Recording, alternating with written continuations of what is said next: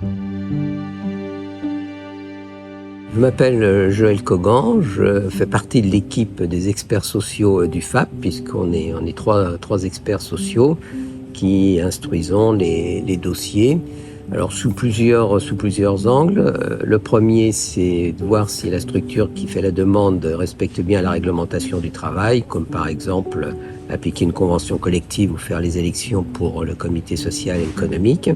Et le deuxième aspect, c'est d'analyser quelles sont les actions, quel est le processus qui est mis en place en matière d'accompagnement socio-professionnel. L'autre aspect qu'on regarde, c'est aussi les actions en matière d'accompagnement professionnel, c'est-à-dire les actions de rédaction de CV, de présentation pour les entretiens professionnels, jusqu'à des conseils sur le mode d'habillement, sur la prise de parole.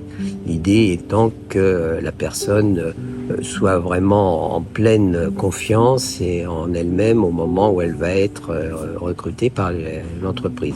Voilà, le top du top, c'est lorsqu'il y a un partenariat avec les entreprises qui ont des problèmes de recrutement et qui vont voir avec ces structures si les salariés qui sortent de ces structures effectivement peuvent répondre à ces problèmes de recrutement. Il y a un point, moi, qui me tient plus particulièrement à cœur, c'est l'égalité entre les hommes et les femmes, ou plus exactement entre les femmes et les hommes, parce qu'on sait que sur le marché du travail, ce sont les femmes qui sont les plus durement touchées par le chômage et qui ont aussi le plus de difficultés à retrouver un emploi.